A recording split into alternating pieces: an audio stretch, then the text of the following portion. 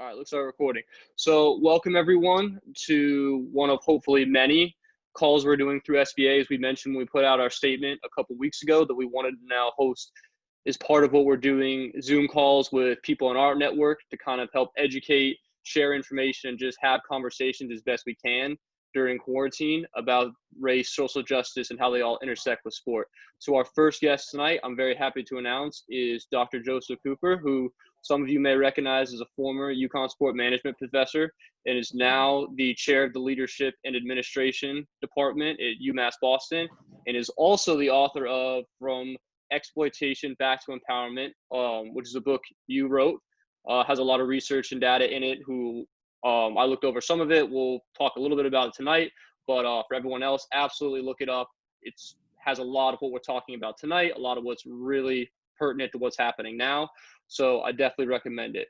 With that, Dr. Cooper, welcome. Thank you for joining us. We're very happy to have you. Like when I texted you or I emailed you, I said I couldn't think of someone probably more qualified to start this off with. So I'm happy you were able to join us tonight. No, thank you, Gage, and thank you, SBA Exec Board. Great to see and connect with everybody virtually. Definitely miss you all, and I hope you and your families are staying as safe and healthy as possible during the pandemic. All right. So with that, like I said earlier, before we started recording, we're talking, the goal tonight is to try to be as much dialogical as we can. We have some e-board members in the group right now. They're just muted, as well as some people have also texted me questions. So I have some questions. Like I said, as you feel free to bring stuff up, let's go ahead. We'll just kind of go from there and try to keep it as free form as we can. And at the end, I'll definitely use some of those questions that some other people had that weren't able to necessarily hop on tonight. So with that, I think a good place to start would be just these past few weeks, almost a month now. How has it been for you as not only a man of color, but a man of color who is raising children of color in this country? And how has your experience over these past couple of weeks to a month? Is it been different from how it's been the past 3 months, 5 months, year, 10 years? Or is it a lot of similar things you've been feeling, going through? So I'll start with that. No, I appreciate that, Gage. Great question. It's been a mixture of emotions. As a Black man, an African-American man who's keenly aware of the systemic racism that has plagued this country even before the country was founded, it's incredibly disheartening and angering, or it makes me enraged to see what happened to George Floyd, Ahmaud Arbery, and even to hear about what happened to Breonna Taylor. We know over the past several years with the Black Lives Matter movement, the deaths of Trayvon Martin, Michael Brown, Sandra Bland, Laquan McDonald, Eric Gardner. I mean, it's Philando Castile, Alton Sterling. I mean, the fact that I can list off the names of all of these African Americans, and I believe in the 90% of them, if not all of them, or many of them, were unarmed, who did not have to die, right? I mean, when you hear what they were arrested for and what the dynamics were of the particular cases, it just speaks to the larger issue of the deep-seated systemic racism. And it even comes up in sports. We see what happened with Bubba Wallace and the noose, even though they found that the noose was there prior to him being assigned there, which is still highly questionable as to why that noose was there for as long as it was and why was he assigned to that particular area. But even the backlash about people being upset about the Confederate flag being removed. So I think, to answer your second question, because we are in a pandemic where we have a lot of people are at home based on the stay-at-home orders, it's very difficult to ignore watching a video like George Floyd's murder. You know, if we were in normal functioning times, you know, it may have went viral. Some people would have heard about it, but largely it could have flown under the radar. But because we're in a pandemic, it intensifies the attention to the deep-seated racism, anti-Black racism that we have in our society. So it's been a mixture of emotions. The first thing that I was very angered to see his life taken in that way. You know, another thing that angers me is the lack of seriousness of many people in the United States in terms of handling this pandemic. You know, even here in Boston, when my wife and I have to go to the grocery store to buy items for our daughters, you know, a lot of people aren't wearing masks. A lot of people in the grocery stores, they have arrows on the aisle that you're supposed to follow. And so many people are just disregarding it. I'll watch on the news, people are still going to the beach, not practicing social distancing. So I find it incredibly selfish and incredibly inconsiderate, especially given the fact of the way that this virus spreads. But I think when I think about COVID-19 and I think about the racism in our society, if you look at it historically, there are always watershed events that take place in our society that really get everybody's attention. And I think that this is a great opportunity. So although I've been disheartened and angered by some of the things that I've seen related to the pandemic and the anti-Black racism in our society, I'm also very encouraged and empowered. A lot of the activism, the advocacy, I've seen a lot of people who are not Black really champion anti-racism, champion human dignity, respect, and justice. And you really haven't seen that type of energy from people outside of the core group that has been impacted by these issues in a very long time. And I would argue it may be unprecedented in the United States, even more so than during the Civil Rights Movement. So it's an interesting time. I'm doing the best I can to manage my mental state, you know, try to stay as upbeat as possible, kiss my daughters and love them and do the best I can to make sure I'm staying alive to help them. But also as they get older, you know, really educate them on the world that we live in and encourage them to be agents of change in their own way and to galvanize with like-minded individuals. Absolutely. And just kind of touching on what you mentioned, you've noticed on your end, just so much more of a support from people that aren't of color this time around, showing support, being aware to the situation and being, like you said, being anti-racist, being active in the movement. And I don't know about you, but at least for me, kind of tying it back to sport, this whole situation in America is, like you said, there have been instances that you can attach people's names to, but it's a systemic problem that's been present in our country since essentially its founding. But the way it kind of came to me and it really woke me up, to be honest, and it's kind of shameful to say, I've heard the names before, Trayvon Martin, I've seen it on the news, but I've always kind of internalized it as I'm not a racist, I'm not doing these things, therefore there's not much more I can do. And it wasn't until this time, I don't know how many people are watching ESPN, but now that I'm working from home, I just have it on in the mornings behind me. And I think it's a lack of sports in the situation. All they're covering is just a lot of racial problems in society and these things. And it was one morning, I don't know if you or anybody else notices this or remembers this name. There's a guy by the name of Marcus Spears who is on Get Up a lot. He does a lot of ESPN coverage, former LSU player, former Dallas Cowboys player, who I watch a lot, I look up to. I think he's a great analyst, all that thing. And when they had brought, I think it was 2 or 3 days after George Floyd's death, he was on, and they kind of cut to him to just see kind of how are you feeling, kind of how they were reacting to everyone. And he was literally brought to tears trying to describe when his son came up to him and asked him, why didn't that police officer take his knee off of him? And literally couldn't describe it. And it was kind of that moment that woke me up and was like, here's someone I look up to. Here's someone that I see as a sports figure. And now this isn't about sports anymore at all. Like, this is serious and there needs to be something done. And I think that was a moment, at least for me, and I know we had a call as like a Zoom call as an e-board. A lot of people had other similar experiences that this time it felt different. That is, as you said, it's not enough to just not be racist. It has to be anti-racist. It has to be part of this movement, having to show your support. So have you experienced anything that where you've just seen kind of the world of sport connect people to this, bring awareness to this movement that at least you haven't seen in the past? Yeah, it's funny you mentioned that. And, you know, just a shameless plug. I just finished my second book. It's titled A Legacy of African-American Resistance and Activism Through Sport. So hopefully it'll be out by the end of the summer. I'll make sure that you all get it or get information about the book. And hopefully maybe I could send some copies to SBA. But essentially in the book, I do a socio-historical analysis of activism and resistance in sport from the early 1600s all the way up to the 21st century. And so to answer your question, sports have historically been at the forefront of leading social justice efforts. We can go back to the 1936 Olympics with Jesse Owens winning 4 Olympic gold medals during the height of or right before World War II. And this is Adolf Hitler was promoting Nazism and Aryan supremacy. So by an African-American track and field runner essentially debunking his ideology of Nazism, it led to some breaking down barriers around stereotypes. Jackie Robinson breaking the color barrier in Major League Baseball in 1947.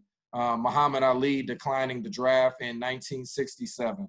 Tommy Smith and John Carlos raising their black fists at the 1968 Olympics. In 2007, Venus Williams securing equal pay prize money for men and women at the Wimbledon tennis tournament.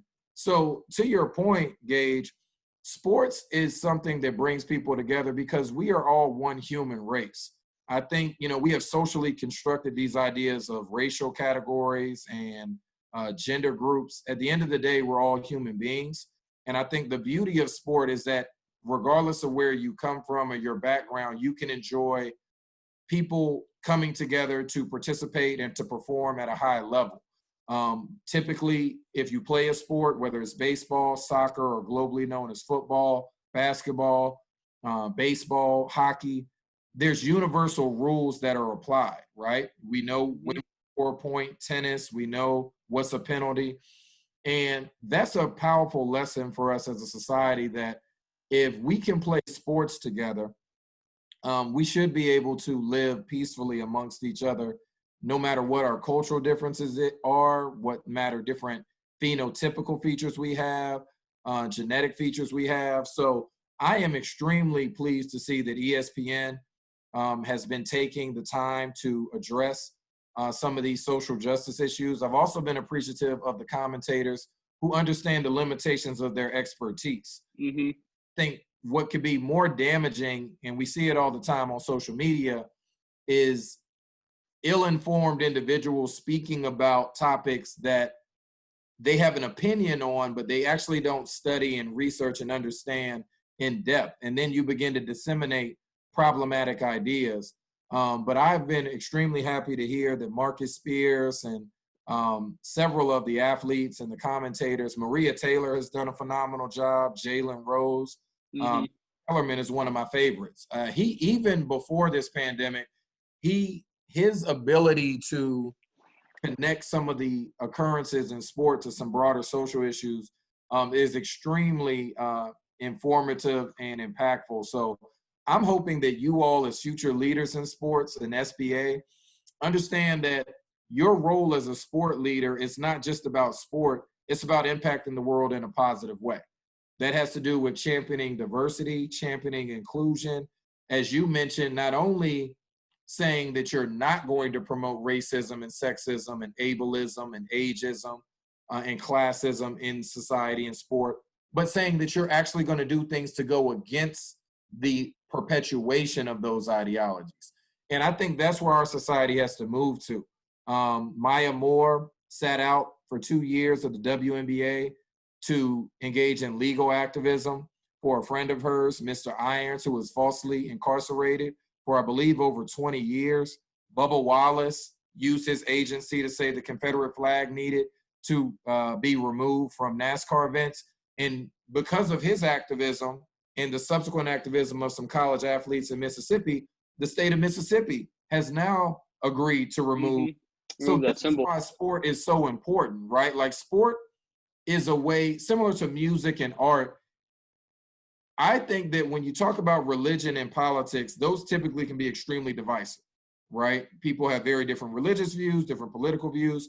But with sport and music and art, there are ways in which you can organically connect with people who you may not ordinarily get along with, right? So you got Yankee fans, Celtics fans, Patriots fans, LeBron fans, Kobe fans, Maya Moore fans, Diana Taurasi, Serena Venus Williams, the list goes on, who may have different political views, may have different religious backgrounds, but they come together because they love the athletes, they love the sports, they love the teams. And I think it's a great opportunity for all sport leaders, including you and the SBA exec board, to take a bold, courageous step and say, hey, we're about promoting sports, but we're also about promoting humanity. We're also about promoting bringing people together. We're also about promoting open-mindedness and respect and social justice. When people have been unjustly harmed, in the case of George Floyd, we're not just going to sit idly by and say, let's just play ball as usual. We're going to take time to say, hey, we want to make sure that we're supporting communities that have been oppressed and unjustly terrorized in many ways, to the best of our ability. Absolutely. And so I guess the next thing I wanted to talk about was an idea that I think you brought up in your book. You might have mentioned it some other time, but this idea of we have these star Black athletes in our American society, LeBron James, Michael Jordan, that do exceedingly well in their sport, that make a lot of money, but we, especially white, is the white community in America, have a tendency to over idolize them and kind of put so much attention on their ability and say, oh, wow, it's so good. They've made all this money. Is it this great? Isn't sports this great, happy, perfect world? And we tend to ignore the fact that this is really their only avenue for the Black male to create a lot of wealth and to gain societal status and to gain kind of this attention that normally wouldn't happen. And we, and because of that, them being exceptions to the rule, we don't actually address the rule, and it just perpetuates the problem. So can you kind of talk about that idea a little bit more and kind of how we can slowly go about then addressing that problem? Yeah, great. I mean, I appreciate you asking that question, Gage. It brings a smile to my face. I can tell you've read some of the book, what you're highlighting. I talk about in chapter 5, and from exploitation back to empowerment. There's a couple of key points that I want to mention here as it pertains to Black people in general and Black men. It's important for everybody to remember, in terms of chattel slavery in the United States, it at least dates back to 1619. And the United States as a nation was not formed until 1776. So you had 140 plus years of essentially Black Africans being treated as property before the country was founded. 1776, when the country was founded, Blacks were still viewed as 3/5 of a person. So they weren't counted as full human beings. They were viewed as property. They could be bought, sold, families separated, etc. So then you fast forward to 1865 when the Emancipation, or 1863 when the Emancipation Proclamation was signed. That is the first time that Black people in the United States were, that at least slavery was abolished.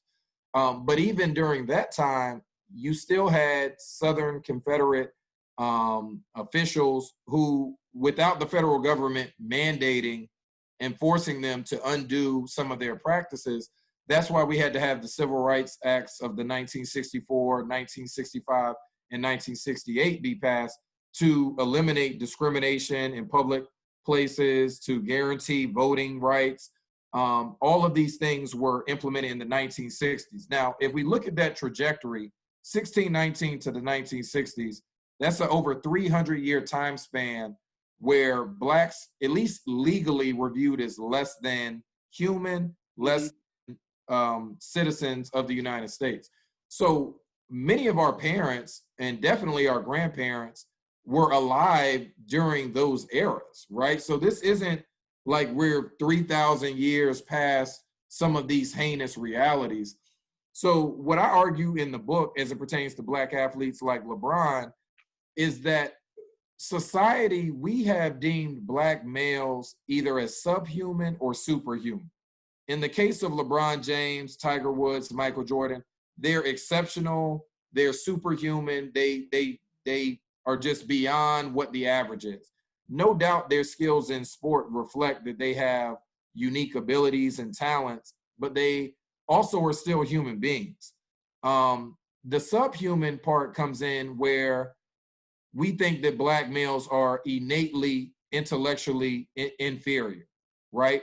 If you were to think of who's a smart athlete, most people, the first athletes that are going to come to their mind are white athletes. Peyton Manning, Tom Brady, right? I mean, you know, you're going to think white athlete first.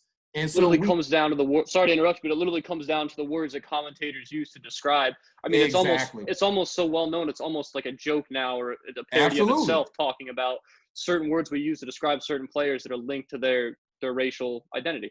Absolutely. I mean, when Andrew Luck and Robert Griffin III were entering into the draft, they were literally talking about both of them. And Andrew Luck was intelligent, hardworking, great leader. And Robert Griffin III, who was the Heisman Trophy winner, like he won the Heisman, was, you know, athletic. He knows how to run. I mean, but he was the Heisman Trophy winner as a quarterback. Like he threw for, I believe, over 2,000 yards that year, you know. And so this is where I'm glad you brought that point up, Gage. This is where sport leaders, including all of you, have the agency to change those narratives.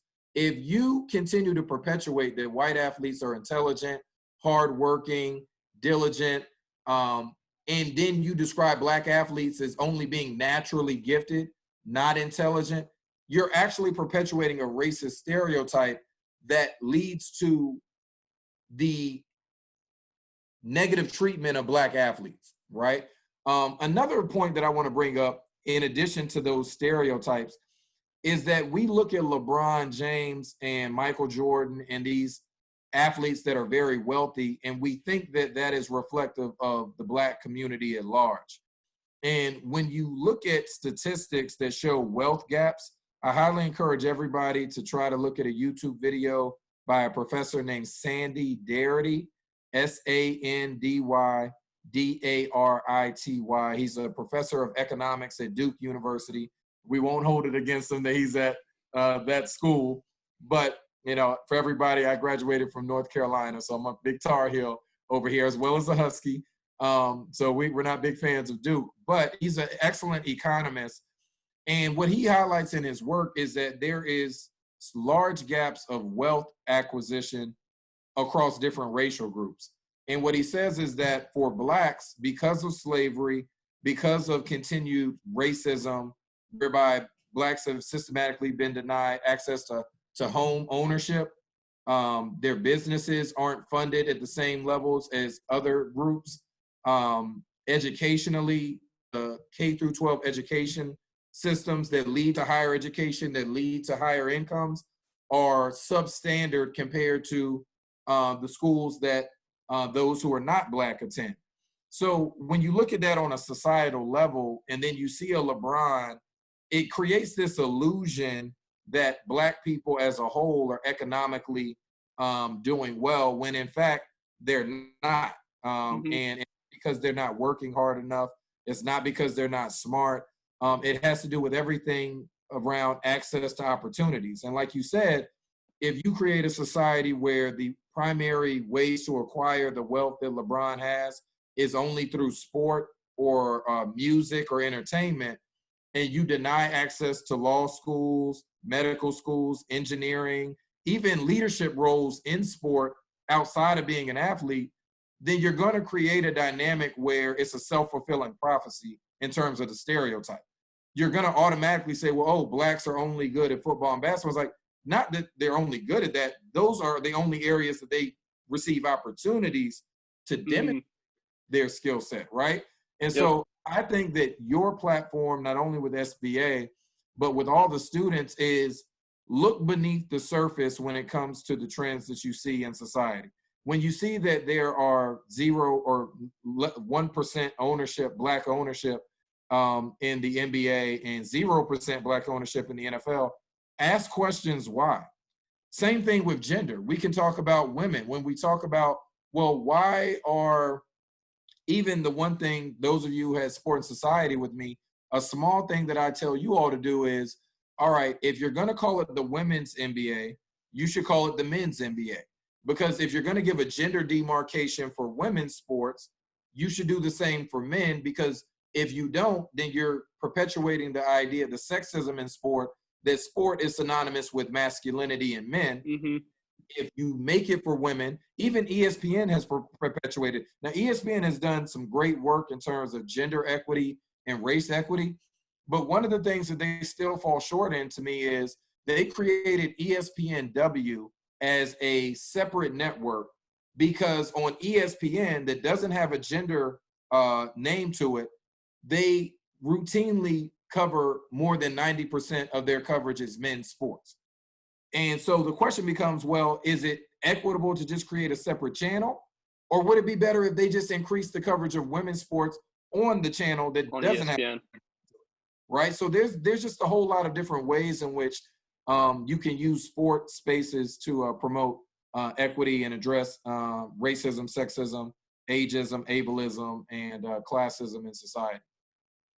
Absolutely. So you brought up a couple of things I want to kind of touch on and kind of go more in depth on. And I think the first one is you mentioned that the percentage, the level of African American men in positions of power in sport, particularly like GMs, owners of teams. You can even look at intercollegiate athletics, so athletic directors, head coaches.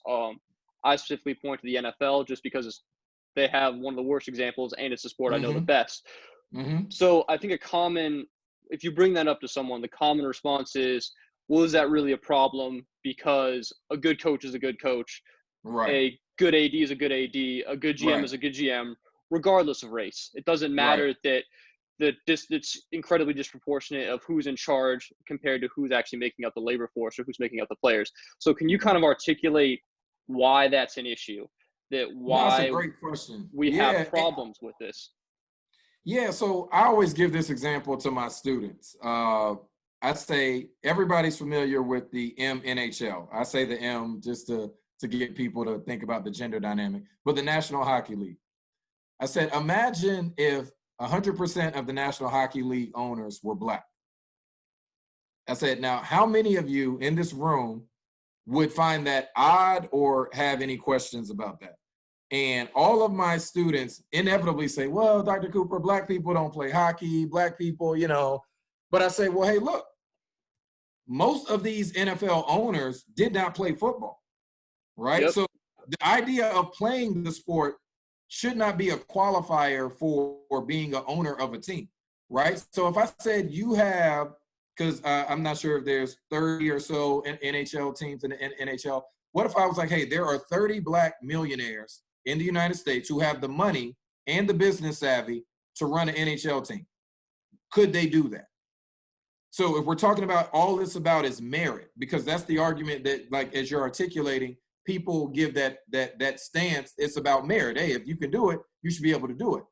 It's not about who can do it. It's about who's granted access and opportunity to do it. Mm-hmm. You could have all Black NFL head coaches and they would be phenomenal. They could all be, you could have a Bill Belichick who is Black, right? If you wanted to, right? But the idea is that you're just not granting those same type of opportunities to Black coaches. So the response is, the way that I always give people the response is, if they say, I don't think that's a problem, tell them, okay, imagine a case where all Black people were, if the roles were reversed, would you think that's a problem? MLB, all Black owners, right? You don't change the demographic of the players, but all Black owners. NHL, all Black owners. Division I Power 5 conferences, all Black ADs. Most people would say, even if you told them that, hey, these are the best qualified people, they would come up with some kind of excuse like, well, there's no way that there's that many talented Black people who could do those.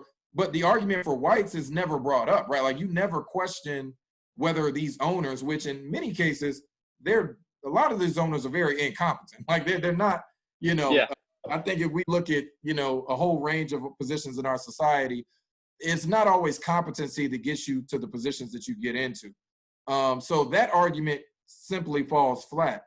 The question becomes, who's granted access to these positions and why? I always tell students, think about, in every environment that you occupy, there are systems, norms, and policies that advantage certain groups and disadvantage certain groups. Your job as a critical thinker is to figure out which groups are advantaged and why and how, which groups are disadvantaged, why and how, and then the charge to you becomes, what are you going to do about that? Are you Gage, you've heard me say this millions of times. I think most of my students would probably be able to quote me on what I'm about to say. Everybody changes the world every day through your actions as well as your inactions. So what you do and what you don't do, what you fight for, what you don't fight for, what you stand up for, what you don't stand up against, all of that changes the world every day. So every little thing, whether it be on your social media, your interpersonal relationships, organizations that you join, policies that you're involved in creating, it all makes a difference. The question becomes, how are you going to make that difference? Absolutely. And one thing to round that out, what comes to mind, especially talking about this, is, again, I'm going to go back to the NFL, but just before this whole pandemic happened and we were kind of going through that end of the year coaching hire carousel that comes every year in the NFL, comes with every sport really. And we didn't have one new black head coach hired, and Joe Judge gets the head coaching job at the Giants. And people say, well, it's just a coaching pipeline. There's just not enough in the coaching pipeline. Right. And it's anyone that knows football can point out Joe Judge is a special teams coordinator who never really had any experience and just gets the job at a major market NFL team. When you can point to numerous examples. I would point to Eric Bieniemy, who is the Chiefs offensive coordinator who ran the best offense in the entire league. Yes. Didn't even get the interview. Absolutely. And if you want to talk about pipeline, there's been at least one, Matt Nagy, or maybe even two head offensive coordinators for the Chiefs that then went on to become head coaches. Absolutely. So it's really about who's controlling, like you said, who's controlling that pipeline, who's controlling the means, because there's absolutely people of all merit, all abilities, and all races, identities, whatever have you, in the pipeline. It's just a matter of who's controlling it that wants to bring them up through it. Absolutely. I mean, we've been kind of sold this illusion in our society that if you just work hard enough and if you're the best at what you do, you'll get the opportunity. The reality is that human beings have biases. Human beings have preferences. You know, when you think about, I think it's Sean Clinsbury, the head coach for the Arizona Cardinals. Yeah, Cliff Kingsbury. If I'm not mistaken, I think he had a losing record at Texas Tech. Like, I don't think that, or he wasn't the most decorated coach at the college level, and he got an NFL job. You know what I mean? So, and it's one of those things where it happens over and over again. And I think it's important. One of the strategies to, if we are concerned about equity and addressing the racism in sport, we have to begin to present the facts as they are. We have to begin to ask questions about who's in the pipeline, how did they get in the pipeline, and do we think that, like you said, I think the big question is, who views the current status quo as a problem? Because everybody doesn't. There's a lot of people who say there's nothing wrong with it at all. Typically, the people who say there's nothing wrong with it, either they're a part of the group that is advantaged by the status quo, or if they're in the disadvantaged group, they've been conditioned to accept the norm as this is just the way that it is. A lot of the NFL, so for example, a lot of the Dallas Cowboys, when Jerry Jones said, if you take a knee, I'm going to fire you, or you're not going to be on my team. A lot of them were like, hey, that's within his right. This is his organization. You know, once again, mind you, there's nothing illegal about taking a knee during the national anthem. Actually, the playing of the national anthem is not a legal thing. Like, it's not like mandated by law. It's actually a ritual or tradition. And prior to 2009, the NFL didn't even play the national anthem before or didn't have the players out on the field for the playing of the national anthem. So it's not something that's been going on. We actually talked about that. Sorry to interrupt. We talked about that in our sport and society class. Professor Glanville brought that up. He said exactly what you said. Prior to 2009, they weren't even on the field. The reason they started coming on the field is after 2009, the NFL signed a contract with the U.S. Armed Services. So that's when you start seeing the fighter jets and the national anthem, because they're getting money to do that. So and once again, our ancestors who were involved in the military fought to protect our constitutional rights, which the First Amendment being the right to free speech, right? And the protection of your ability to say, hey, I don't agree with this. As long as you're not harming anybody else or violating any law. So the idea of taking a knee, not spitting on the flag, not doing a vulgar gesture, like just taking a knee, right, peacefully, and saying that you could lose your job because of that. This is an example of like the fact that all of those Dallas Cowboys players didn't say, even if I don't want to take a knee, the fact that the person who is paying me is violating my constitutional right, that is an example of them being indoctrinated into, well, this is just the way that it has to be. I would like to see a world where all of those players of all racial backgrounds say, Mr. Jones, we understand you're the owner of this team, but we are human beings and American citizens before we're Dallas Cowboys employees. And if we would like to exercise our right to peacefully protest, you should not be able to legally fire us for that. And keep in mind, I mean, this is something where you have fans in the stands during the playing of the national anthem drinking alcohol, doing all kinds of things that don't honor the flag. I mean, I would argue that Colin Kaepernick's gesture was more respectful of the flag than what large numbers of people, spectators around him when the anthem is being played are doing anyway. So for me, once again, this is a question of, do we think that the way that the world is today, is this the best version of humanity that we have? And I think I stand with the group that says, no, it's not. We can do better. Just because something is normalized or ritualized doesn't mean that it's right. Remember, before 1920, women didn't have the right to vote. That was normalized. Like, women could not vote. In 2020 today, most of us would agree that that is sexist, wrong, not a good idea to just not allow a person to vote based on their biological genitalia. Same thing with racism. Before 1863, Black people were not considered human beings.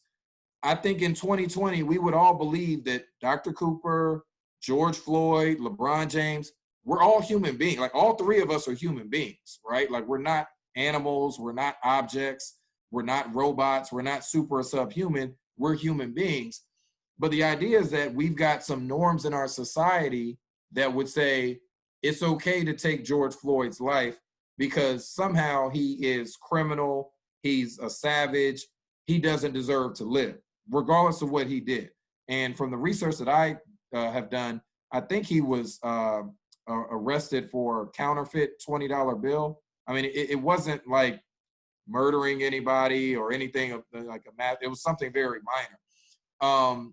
And then with LeBron James, once again, back to the superhuman idea, is that if LeBron makes a decision like the first decision he made when he went to Miami and people in Cleveland were burning his jerseys and expressing their discontent, even the Cavaliers owner, Dan Gilbert, wrote a scathing letter, basically, almost reprimanding LeBron for basically, as an adult human being, choosing to relocate for his employment.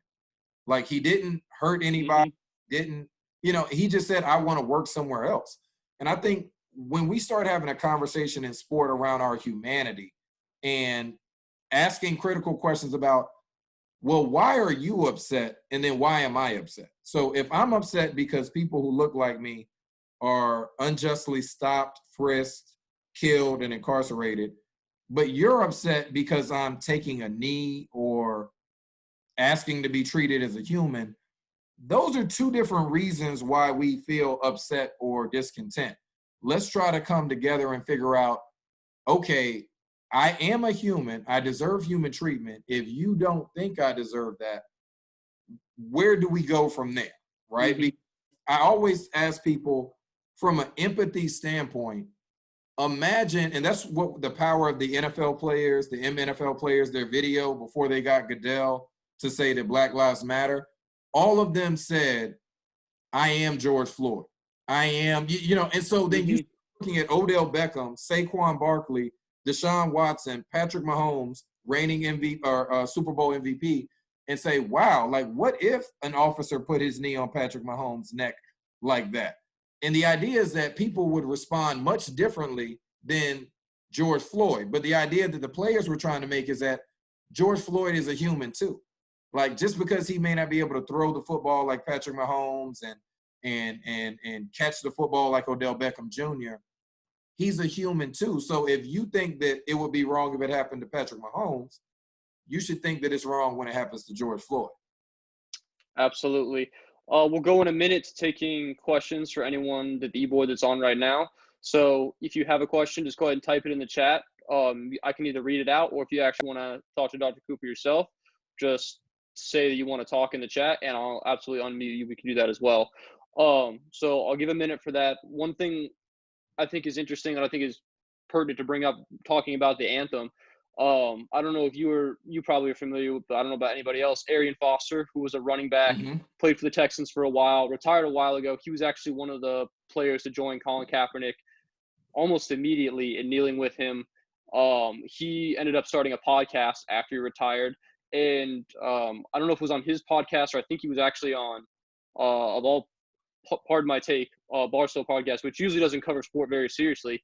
But he was on talking with them, and he had a great quote. He said, in regards to the anthem and kind of people coming at him saying, you're disrespecting the flag, that I'm a patriot, that's how I view it. He said, why do you get to define what my patriotism looks like if we're just as much of Americans? We were both born in this country, both have equal rights to the First Amendment, to everything else. Why do you get to define what patriotism is when my version of patriotism is protesting what I feel like the country needs to do better? So I thought that was really powerful. I would refer to anyone to go check out Arian Foster's podcast, not only because he was a really good football player. He has a lot of interesting ideas kind of on the NFL itself, but as well as racial and social justice issues surrounding football players. So. Yeah, and I mean, and just to echo your point, Gage, I mean, you can be a proud American and love aspects of your country, but also be critical of certain aspects of your country, right? Like this idea that you have to accept and like everything about the United States, that somehow your citizenship is contingent upon whether you agree with whoever's in a political office. Not only is it a dehumanizing thing to say, because we all are human beings, and I would think that we all have a multitude of opinions on everything. I don't think any one person agrees with everything of another human being, but it's this idea that even, let's get to the national anthem. If you research Francis Scott Keys, the author of the national anthem, and if you read the entire national anthem, not just the part that is performed, there's, in the third stanza, it makes a reference to slaves being reprimanded. And so back to the point about if we're progressing as a country and becoming a more perfect union, when the Constitution was written, it was exclusively an elite group of white males. Not even all white people were included in terms of the creation of the Constitution. So if we're in 2020, which is, over 400 years from 1619 and over 250 plus years, almost 250 plus years since 1776, over 250 plus years, why don't we consider writing a new national anthem that reflects the diversity of our country? Like, why not? I mean, why can't we do that? Why do we say, well, whatever was written 300 years ago, let's just keep that the same? Because if we say that, then that means Dr. Cooper isn't allowed to go to college to earn a degree and to be a professor and to be talking to you, right? I mean, if we're just going to go based on what was written 250 years ago, it would be perfectly normal and legal for somebody to lynch me, but not because I did anything, but just because whatever they feel about me. So, I mean, I think that we just have to reimagine what our country is. I mean, the NFL wouldn't exist the way that it is today if we're going to go on the norm 250 years ago. The NBA definitely wouldn't exist. I mean, all of the things that we say we love and enjoy about our society, it would not exist if we held ourselves to the same ideas, the way of thinking of our ancestors 250 plus years ago.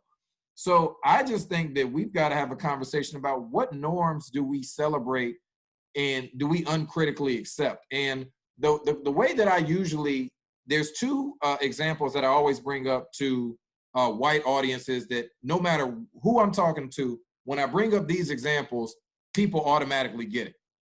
If I bring up the gender dynamic, people always be like, okay, what if women's sports were funded at the rate that men's sports are, and men's sports didn't get the cut. Like, let's say it was just reverse.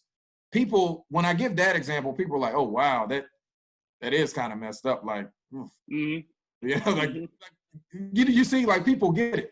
The other example I always bring up is kind of speaking to the monuments, the Confederate monuments. I say, all right, everybody, let's put ourselves in Germany in 2020. Would it be okay for them to have a statue of Hitler, to have a flag representing Nazi Germany, and you've got Jewish citizens living in that? Like, would we be okay with that? And most of the time when I'm talking to white audiences, they go, oh, okay, we get it. Holocaust, that's bad. But then when we talk about Black people and slavery, indigenous people, and the genocide, like, for some reason, there's a cognitive block as to, well, the Confederate flag, it represents heritage. And like you just said, Gage, well, whose heritage does it represent? Because as a Black person, that Confederate flag is horrible to me. Like, nothing good about, people getting lynched from trees and people being killed and raped. And, like, I don't see anything good about that flag, on top of the fact that from a sports standpoint, they lost. You know what I'm saying? Like, they lost the war. So if we're going straight off of who won and who lost, the Union won, right? So we should, if last year in the Super Bowl, if the 49ers were able to hold up the trophy, but the Chiefs won, it's like, that wouldn't make sense, right? Like, we should having 49er Super Bowl t-shirts sold when the Chiefs are the team that actually won. So I just think that we as a nation and as a world, we can do better than what our ancestors did, and we should, in a positive way. We should learn from their mistakes. We should be better. We should be bold enough to rewrite a national anthem that celebrates everybody.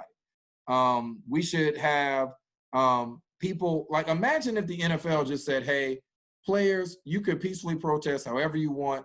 Fans, we want you to be respectful. We're going to, we're not even going to play. I think Coach Arenas, the former USA men's soccer head coach, he's the head coach of the New England Revolution here in Boston. He was saying, let's just not even play it. Because he was giving an example, like, in our society, like, there's so many other things that we don't play the national anthem before. Like, I mean, we really don't do it for everything. So why do it? I'm not so much against playing it. I'm more for, let's change the lyrics of it so that it's more inclusive, and let's respect everybody's right to do whatever they want to do in a respectful, peaceful way while it's playing. So if some people want to turn their back, that's their prerogative. Some people want to take a knee, that's their prerogative. As long as they're not inciting violence and denigrating another group of human beings, I think that would really be a better way of saying that, hey, we celebrate all of our citizens who are about valuing humanity. Now, the one thing that we can't celebrate and tolerate is bigotry and hatred. So this is where the diversity conversation usually kind of the rub hits, because people will say, well, hey, if we celebrate diversity, that means that the people who want the Confederate statues up, their view is as legitimate as the people who don't. The difference is, if I don't want the Confederate statue up, I'm not saying that you're less than human or that I want to put a statue of people who would treat you less than human. I'm saying, let's just put a statue up of somebody else who, did something, to help, large groups of people. What you're defending when you're defending a Confederate statue, in addition to the positive things that those individuals did, you're saying that let's ignore the fact that they did these heinous things. And I go back to the Hitler Nazi example. I'm sure some people would say that Hitler did some positive things. I don't know what those things are, but there's some people who can make that argument. Would that justify having a statue of him and his lieutenants in Germany in 2020? And I think many people would say no, like that we would say that the Holocaust was an atrocity. It should not be celebrated in any way. It shouldn't be erased from history because we need to know that it actually happened, but maybe it should be discussed in a museum. Maybe it should be discussed in an educational setting so people can understand the full context, as opposed to being erected in the middle of a university campus where, like in the case of Mississippi State, over 50% of those players are Black, and that's in the SEC, which is one of the largest revenue generating athletic conferences in the country, 100% because of football, like not just basketball, but football.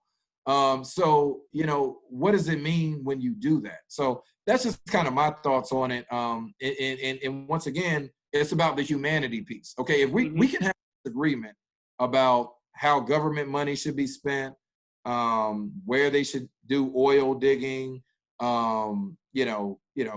what music we like, all of that's fair game. Where the line is drawn is where you're saying that your view legitimizes or justifies treating another group of people as less than human, or celebrating people who treated people less than human. That's where we have to say, okay, that's getting to the part that you said earlier. That's the difference between being not racist and anti-racist.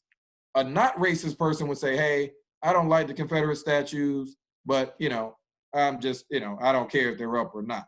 An anti-racist would say, having those statues up is a problematic, because I would have a problem if it was a Nazi soldier that was put up against a Jewish person. I would have a problem if it was a serial rapist who was erected, because I love my mother, I love my sister, I love my brother. I love other human beings who, if they were impacted by that type of crime, I wouldn't want somebody who did that to them celebrated. And so once we get to that place as a society, I think we'll be in a better place. I think that's a really good way to kind of qualify it and kind of put it in people's minds. They can't necessarily put themselves in the shoes of someone like you that's had those experiences and kind of understands it from your own perspective. So we're getting close to the end here. We have just a little under 10 minutes, unfortunately. Okay. So we got 2 questions in the chat real quick that we'll try to take, and then we'll wrap up. So the first one from Crystal is essentially, how does affirmative action policies complicate this matter of racism in sports? So probably the best example would be the Rooney Rule in the NFL, essentially requiring NFL teams to at least interview one Black head coach when they have to go around. And there was a recent proposal that there would be essentially draft pick incentives based on how many minority candidates you interviewed for GM or head coaches. You would actually now get supplemental draft picks for it. Yeah, now that's a very great question. I want to thank her for asking that question. The way I look at it is, typically people think of affirmative action as providing a kind of an unfair advantage to Black people or Latino people or any underrepresented group. But you have to look at it the flip side. The way that the current status quo is set up is based on affirmative. We just don't call it affirmative action. Like the coaches that you named earlier, they got jobs because of affirmative action. We just don't call it that. And so in order to undo something that is radically in the other direction, you have to have a radical correction for it. It's the same debate about reparations. Like a lot of people are like, well, Black people today weren't enslaved. They shouldn't get money for their ancestors.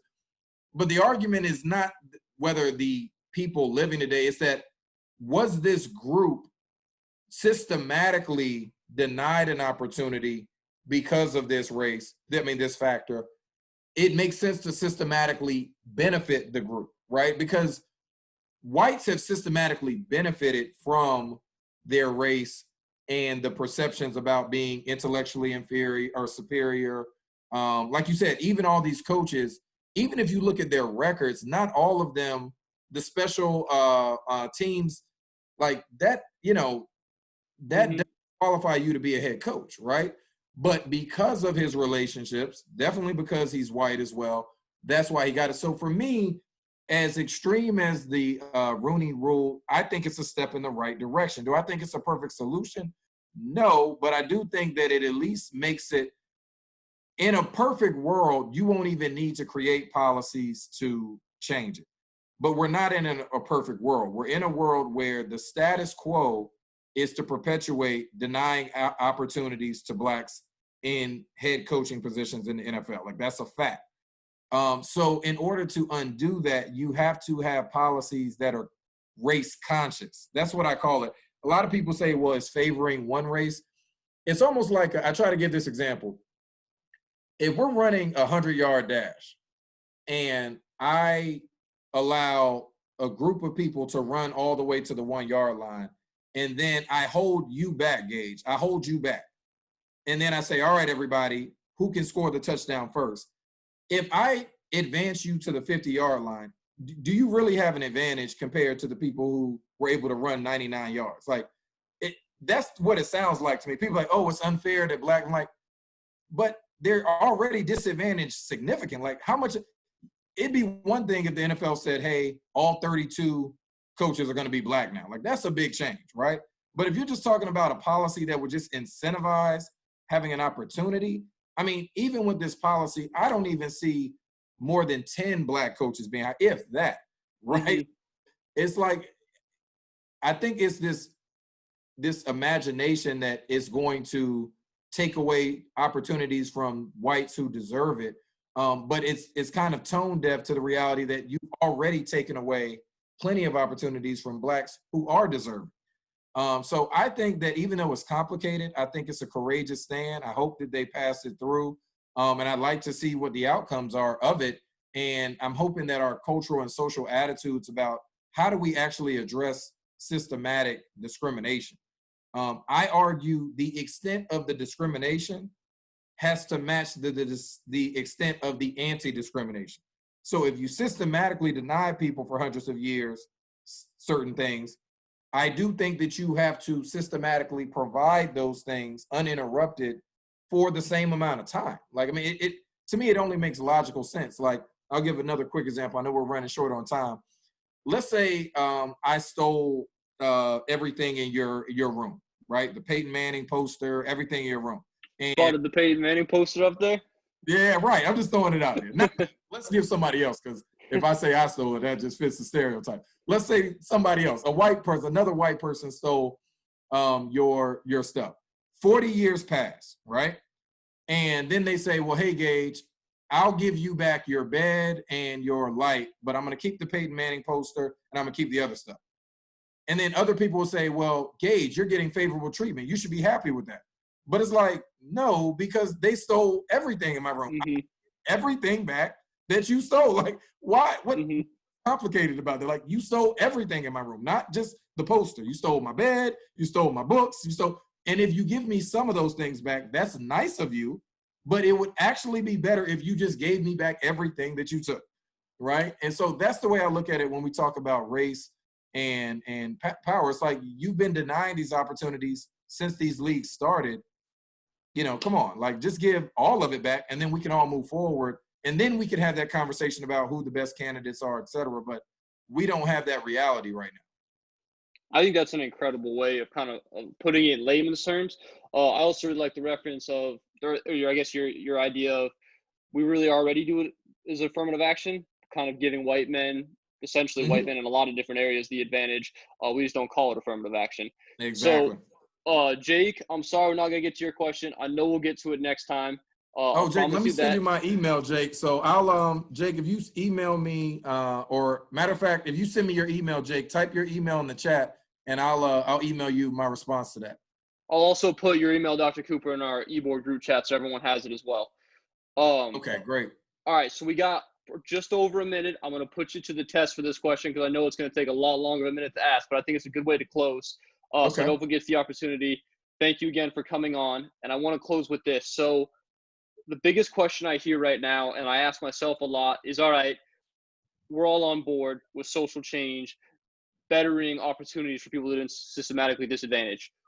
What does that change look like? And how can the average person, the college student, someone that isn't in a political position of power, actually be an agent for that change? Oh, yeah, it's a big question. Big question. So here's what I'll say. All right, let's start with the disparities that we see in society. And we can look at it percentage-wise, like what percentage of African Americans are in the United States? What percentage do they own wealth? What percentage are represented, on football and basketball teams? So we'll look at the percentages. And then let's start to ask questions about, okay, how are certain groups advantaged and disadvantaged by these arrangements? And if we were to be more equitable, let's come up with policies that would make it more equitable. That would be like the first step to me. Like, let's just have that conversation. The second thing is, let's look at historically, what are the grievances that are presented by oppressed groups, whether it be indigenous people, land being stolen, Black people, the lack of reparations, women, the denied access to jobs and opportunities, and even today, still the gender inequity for similar positions. And let's just tackle them head on. Let's say, okay, we know that women are paid, I think in some studies, 77 cents to the dollar of men. Let's rectify that, right? And students, you don't have to champion everything at once. Find one issue that you want to champion, promote that. After you continue promoting that, find another issue, right? And continue to promote and use your agency, collaborate with different organizations that have been doing this work, who are really well versed in these topics, but really align yourselves with championing humanity, championing fairness, right? I mean, it's not that difficult. For example, like with the NFL and the NBA and all these, one just logical thing that they could do is allow people to peacefully protest. On their websites, provide a space for links for social justice groups that are addressing some of these issues. It doesn't mean that they're taking a stance or they're one way or the other, but at least say, hey, we're aware that these resources are out there. I would just say, whatever the issues that you see in society that you feel are wrong, or even if you're listening to people, because this is another thing, outside of yourself, listen to people who are part of groups that are oppressed. So for example, there's ableism in sports. I know in Connecticut, they have unified sport at the K through 12 level in certain districts. But let's say you want to champion providing opportunities for individuals who have unique physical and intellectual abilities. Why not partner with the Special Olympics, right?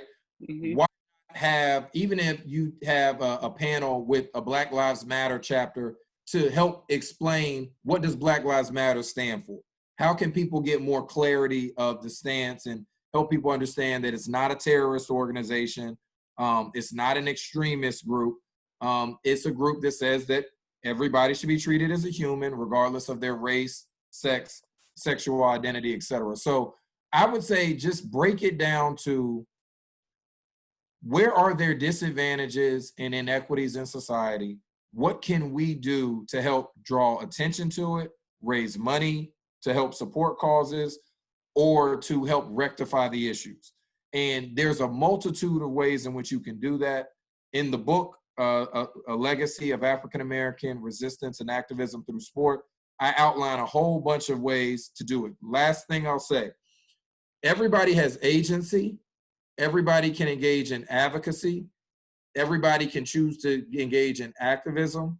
Everybody can choose to be a part of a social movement. Everybody can choose to be a part of a revolution. Everybody can choose to engage in sustained empowerment. There are multiple ways in which you can enact change. There's media. You can use your media, social media. There's the law. There's economics, where you spend your money, what you invest in, what you don't. There's personal expression. There's grassroots organizing. There's a whole bunch of different ways in which you can go about change. I just encourage everybody to utilize every platform you can to promote positive change. And don't hold yourself to a standard of, oh, I have to do what LeBron is doing, what Maya Moore is doing. Just do the best that you can do. And when you do that, if all of us adopt that mentality, the sum of us will be greater than the parts separate. All right. I certainly couldn't say anything to close that out better. So I will just say thank you again, Dr. Cooper, so much. Me and the rest of SBA, we wish you the best of luck to you and your family. Stay safe, stay healthy, and yeah, have a great night. No, thank you, Gage. Thank you, everybody, and look forward to keeping in touch. I typed my email in the chat. I know Gage will share it out. If you like any additional information, feel free to reach out to me. And Gage, feel free to send out my cell phone number too. I don't mind if people text and call me. Definitely just keep up the good work, everybody, and let's continue to make the world better than it was when we came in it and better than it was while we're living right now, so that at the end of all of our lives, we can say to the next generation, we did the best we could to push the world forward. Well said, Dr. Cooper. Thanks so much. No problem, Gage.